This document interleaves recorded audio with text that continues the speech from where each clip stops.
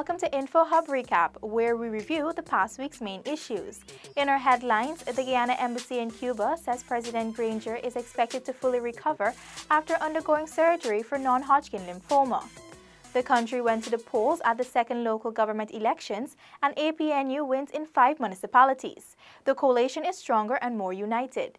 And new upgrades for GPL's Kingston and Vredenhoop substations will reduce blackouts.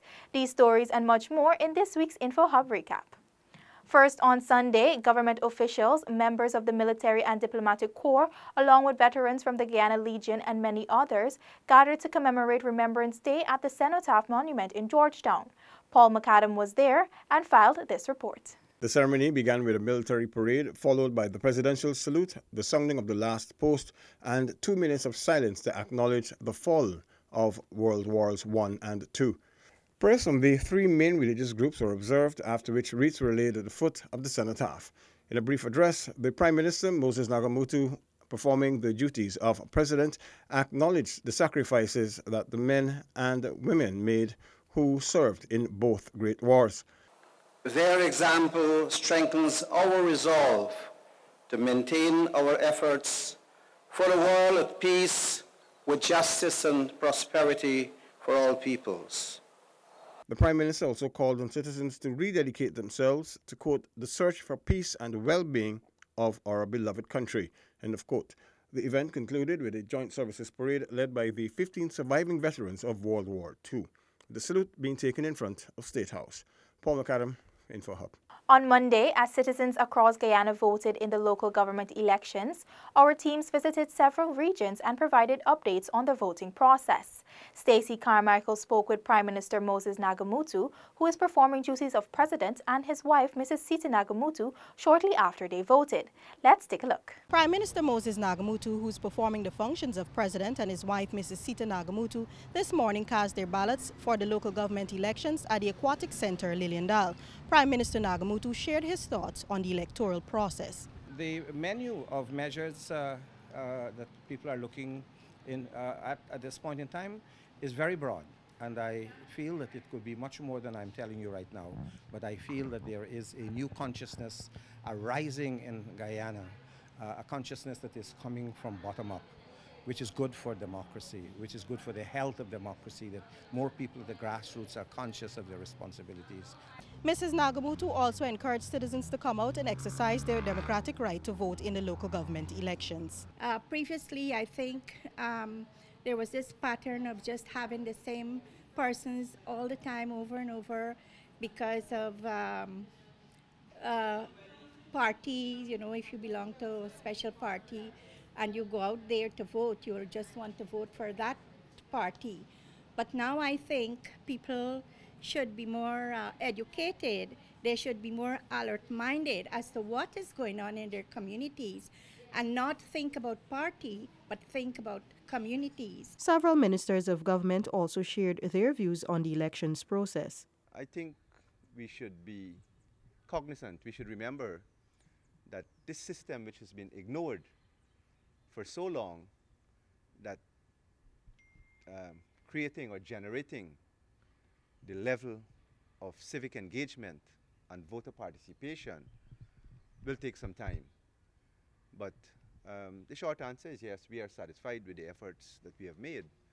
But I think what is going to be required now that we have had successive local government elections as legally due is to, beginning 2019, is to probably redouble our efforts. It is a very important day in the life of all of our the local government system. It is the second time in within a short period of time since we came into office in 2015 that we're having local government elections. As soon as the APNU AFC entered government in 2016, after the 22 years we had elections. This is the second one since we are in government. And we are hoping that all Guyana will understand the importance of the local government elections. I think this year we've gotten a larger number of people that understand the importance of the process.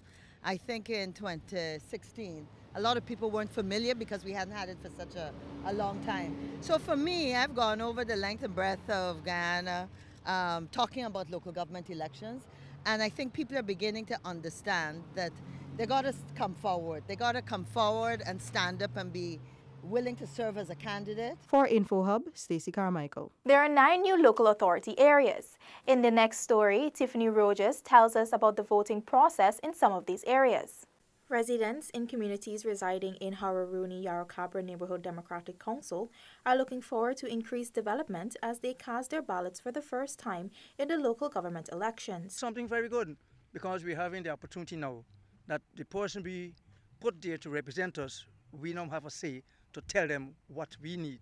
I'm glad for that because this is the first time I ever voted for a local government election, and I want a better community where I'm living. It means a lot to me because when the voting cast and they select the candidate, we will be having our own, we will make our own decision, and we will be able to control the councillors because what we tell them to do, they will have to do. I'm glad it farmers NDC because we vote all the time and we never get no encouragement on the highway we live in.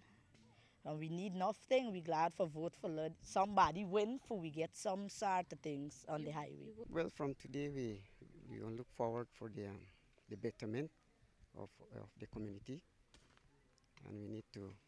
I really am optimistic about the future.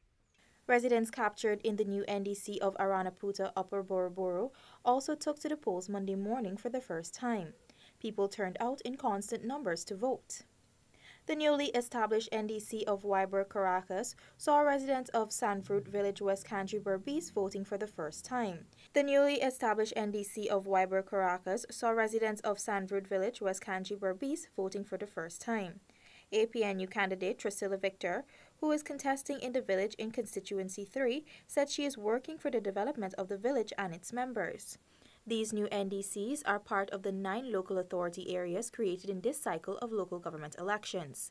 For InfoHub, Anara Khan. Still on LGE, Mahdia was officially declared Guyana's 10th town in October. Renetta Lafleur was in the new town to get a glimpse of the voting process there. Looking to the local government election for development, several residents of Mahdia chose to vote early.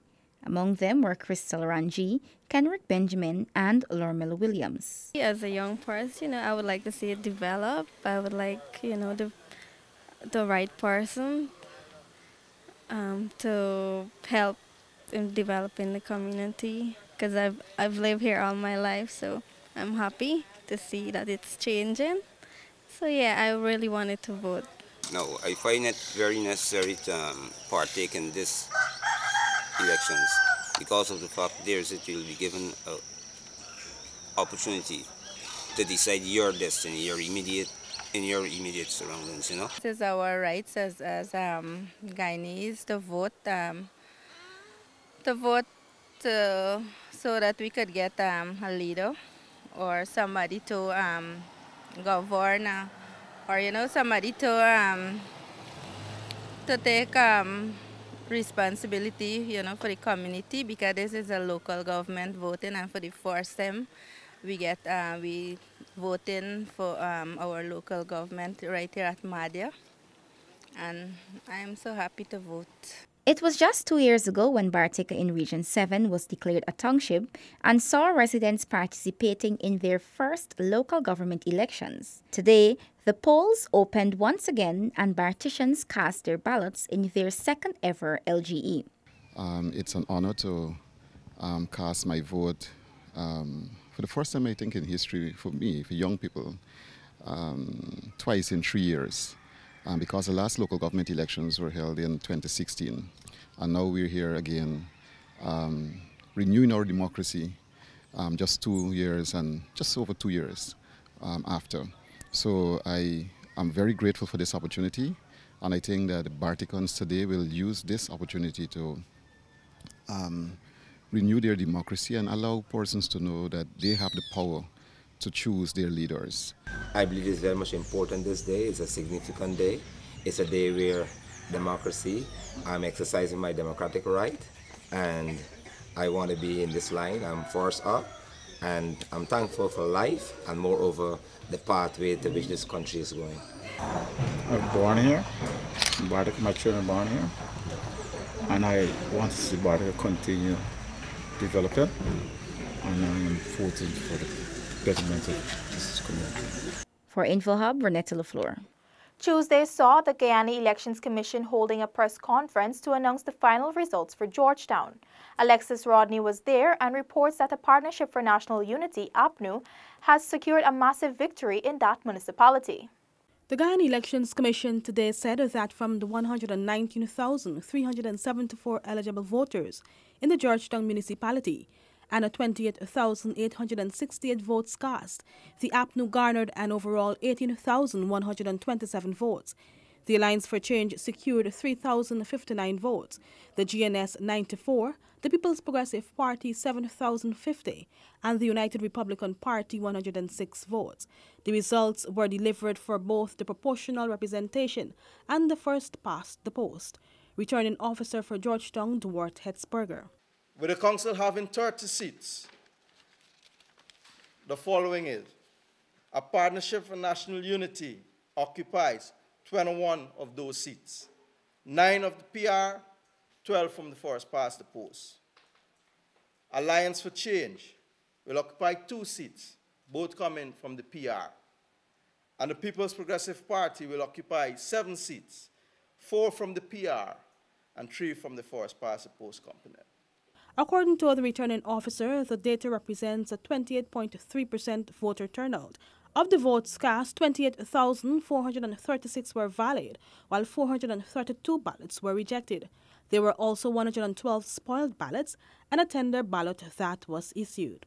GCOM's public relations officer Yolanda Ward said this year's elections has seen very little hiccups. From where I sit at GCOM, I think we have efficiently and effectively conducted these elections with no hiccups. Even where there were minor glitches, we were able to quickly remedy those. And so for us, I think at GCOM, we are satisfied with the conduct of those elections in the 80 neighborhood, the 80 local authority areas countrywide. Reporting for InfoHub, Alexis Rodney. More than 25 healthcare professionals will benefit from a 2-day USAID Train the Trainer workshop aimed to provide psychosocial support to parents and caregivers of Zika-affected children. Terry Steers-Gonzalez, U.S. Deputy Chief of Missions at the U.S. Embassy in Georgetown, said the Zika Maternal and Child Survival Workshop will highlight proven coping skills and strategies to effectively manage challenges faced by caregivers of Zika-affected children. Caring for children with disabilities presents unique challenges. Highlighting the impact that parental stress and depression can have on children's development, the workshop will prepare mental health, physiotherapy, and rehabilitation professionals to roll out national trainings on clinical and non-clinical aspects of care of affected infants and children. Steers-Gonzalez said the healthcare professionals will also be instructed how to teach caregivers to conduct recovery therapies at home and early infant and child stimulation. The U.S. Deputy Chief of Missions noted while there has been some success in controlling the Zika virus, the public health sector still needs to be vigilant as the virus continues to pose a threat. The truth is that Zika continues to be transmitted in the Caribbean, but at lower levels than during the outbreak 2 years ago. The U.S. Centers for Disease Control is still registering cases of Zika infection among American tourists returning from the Caribbean and maintains its warning that pregnant women should not travel to areas with risk of Zika, and lists the Caribbean as an area of risk, including Guyana. The psychosocial support training will continue to remain one of the main pillars of the Zika project to help strengthen individuals, families, and communities' resilience. Neil Adiman, InfoHub. On Wednesday, there was good news from GPL. The utility company says they are working to upgrade their Kingston and Vredenhoop substations to reduce blackouts. Renetta LaFleur has the details. The new upgrades to the two substations will be funded by a US $20 million loan agreement signed with the Islamic Development Bank last month to support GPL's Power Utility Upgrade Program, PUUP. Minister of Public Infrastructure, David Patterson. The idea is that you, as you know, that because of how the system is configured, any simple flaw trips the whole system. Well, with the new substations, Sophia and those, we have different feeds coming in. So therefore, one line going down will not bring the whole system down. Minister Patterson noted that the frequent power outages experienced during the year will soon be a thing of the past. The minister said there will be approximately 900 kilometers of wiring countrywide and the installation of 25,000 smart meters. It was anticipated when the PUUP project is finished that the losses, technical losses, that because we lose about 30% of the electricity we generate, we lose to either technical losses, which are losses due to the poor infrastructure, poor transmission line, old wiring, and then we lose some to commercial losses, which is theft. The Power Utility Upgrade Program is a company of GPL's development and expansion plans for 2014 to 2021. Renetta LaFleur for InfoHub. On Thursday, the Embassy of Guyana in the Republic of Cuba, in an official statement, says a series of medical tests have confirmed that President David Granger is suffering from non-Hodgkin lymphoma and has undergone a surgical procedure. The president began the second phase of treatment on Wednesday and is likely to be placed in the Center for Surgical Medical Research in Havana for a short period of 2 to 3 days. According to the statement, during this time, President Granger has been working and resting in accordance with the advice he has been receiving from his doctors. He is in fine form and a good frame of mind. He is expected to fully recover under the supervision of his doctors.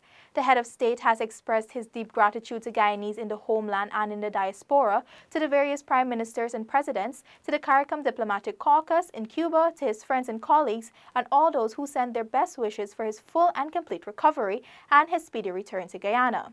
The embassy says it will be issuing another statement prior to the departure of President Granger from Cuba. The President and First Lady Sandra Granger arrived in Cuba on Tuesday, October 30. We wish President Granger a speedy recovery. In other news, Tiffany Rogers tells us that the chair of the 47th Council for Trade and Economic Development, Barbados Minister within the Ministry of Foreign Trade, Sandra Husbands, has charged her fellow ministers to be strategic, deliberate, and effective in their deliberations. High on COTED's agenda is moving forward the Caribbean Single Market and Economy, or CSME. Minister Husbands reiterated the need to get this done to build economic resilience in CARICOM. There are challenges, but there are opportunities, and we must seize the moment. A space must be created for us to deliberate on making the COTED the most revered organ in the community. Minister Husbands also noted the survival of the region depends on seeing itself as one. We are not 15 members haggling and negotiating to create individual benefit for our countries. Rather, we are sister territories, striving to manage our resources and opportunities to generate accelerated value and benefit, which we share for our mutual benefit. Over the next 2 days, CARICOM trade ministers and foreign officers will deliberate on the CSME, the direction of CARICOM's external trade policy, and the community's trade relations with the United Kingdom post-Brexit. For InfoHub, Tiffany Rogers. The Irrakrama International Center for Rainforest Conservation and Development on Wednesday hosted an open day at the Guyana. Prime Minister Moses Nagamutu, who is performing the duties of president, visited the booths and interacted with patrons. Here is that report. Director of Resource Management and Training, Dr. Raquel Thomas, says this initiative aims to promote and raise awareness of the center's work among residents of Georgetown. We had the idea to do this activity because many people in Georgetown often say that, what is Irrakrama? What do you guys do? And so on. You know, Irrakrama is quite a distance away, so we thought, you know what, why not bring Irrakrama to Georgetown? At the event, visitors were taken on a virtual tour of the center, introduced to the theme, managing the facility, and informed about the various activities conducted by the center, such as ecotourism packages, tours, and sustainable forest management. Prime Minister Moses Nagamootoo, who is performing the functions of president, also attended the event and took the opportunity to tour the many booths and interact with exhibitors. The Air Krama International Center, located in the heart of Guyana's rainforest, is accessible via road or air. It focuses on wildlife research and executes various projects and programs related to sustainable use of tropical forests. Neil Damon, InfoHub. The Ministry of Social Protection hosted a counter-trafficking in persons training course for immigration officers and the Department of Citizenship. Delicia Haynes has the details. This exercise is part of an ongoing effort by the Ministry of Social Protection to have stakeholders involved and informed about countering trafficking in persons. Minister of Citizenship Winston Felix urged the participants to be alert and allow the training to equip them to correctly identify and act on suspected cases of trafficking in persons. I give them an example of young ladies who were deceived about a trip to Caribbean territory, and shortly after they ended up being trafficked. I identified to them the importance of understanding the nature of the crime, pointing out to them that this training can't give them anything, that they should take it forward to develop their reading and understanding of the components of trafficking in persons. Commissioner of Police Leslie James said the training is timely as it engages immigration and other ranks of the Guyana Police Force to be on the alert in identifying and dealing with persons who are being trafficked. I did say to them that it's in keeping with the United Nations Protocol, of which Guyana is a signatory, to deal with this scourge, what is referred to as the scourge of the earth, trafficking in persons. I indicated to them it's an important training for them to understand, and I encourage them to also do some more research. The Ministry of Social Protection has been intensifying efforts to make the public more aware about the issue of trafficking in persons in Guyana. Training sessions have also targeted social workers, police officers, and others who have a part to play in countering trafficking in persons. For InfoHub, Delicia Haynes. On Friday, in a joint press conference, the APNU-AFC coalition government said it remains strong and united and even more resolute in its efforts to realize the good life for all Guyanese. Here is that report. The coalition government reaffirmed that it remains united and strong and committed to democracy and local government. Prime Minister and Acting President Moses Nagamootoo said it is time for the shedding of political partisanship. And join hands and unite in working together for the development of our communities. The successful candidates now have an opportunity to participate and to lead in the process of the renewal of the communities and to continue the reversal of the decay that had beset many of our NDCs as a result of the near collapse of the local government system during 2 decades of neglect by the People's Progressive Party. PM Nagamootoo also expressed the coalition's recommitment to all the municipalities and neighborhood democratic councils. Minister of Foreign Affairs and Acting Prime Minister Carl Greenidge said the results of the local government elections represent a victory not only for the coalition administration but the people. The APNU and the AFC remain steadfast in our commitment to democracy and local governance and to empowering our citizens in accordance with the Constitution of Guyana to freely exercise their right to elect representatives of their choice to local councils. The coalition also reposes high confidence in the Guyana Elections Commission for its efficient execution of the LGE. This, it noted, validates the Commission's capacity to hold free and transparent elections. For InfoHub, Stacey Carmichael. The no-confidence motion filed by the opposition PPP against the coalition government was dismissed by the government as idle rantings and politically insensitive. PNCR chairperson and Public Health Minister Valda Lawrence said members of the coalition cannot be bought. She pointed to this administration's willingness to investigate all allegations of misconduct or corruption in public office, referencing the many commissions of inquiry that were conducted under the coalition. Prime Minister Moses Nagamootoo expressed that the opposition's intention is to breed disaffection among Guyanese. He made it clear that while he is performing the functions of president, he still has the power to vote in the House. Other senior ministers at the press briefing also rubbished the motion. Also on Friday, GCOM held a press conference to report it is working to address electoral ties in 3 constituencies across the country. Here is that report. Chief Elections Officer Keith Lowenfield said the elections body is now able to legally handle the situation. He was speaking to members of the media earlier today at GCOM's head office. In constituencies in the Hague, Blankenburg, LA, in the Soesdijk, Hoist, Coverdale, LA, and in the Kokwani, in one of the constituencies in the Kokwani Neighborhood Democratic Council. Lowenfield said GCOM is following the procedure laid out in the 2018 amendment for the resolution of the ties. This time around, with the ties as identified, we're moving to ensure that they're correctly done within the letter of the law to have these ties resolved. According to Lowenfield, of the 573,928 persons registered to vote in this year's LGE, only 208,534 persons participated, representing a 36% turnout when compared to 2016. There were 1,676 polling stations across the 80 local authority areas. Barring the low turnout, the CEO said there was a high level of efficiency observed across the country. The APNU has one of the 5 municipalities of Georgetown, New Amsterdam, Linden, Bartica, and Mahdia. The PPP won the remaining 5. Reporting for InfoHub, Alexis Rodney. United States giant carrier American Airlines touched down on Guyana's shores for the first time on Thursday evening. A high-level delegation was there to officially welcome the carrier. Renata LaFleur was there and filed that report. The airline is now offering 4 flights per week from Georgetown to Miami and will subsequently add more flights to its schedule.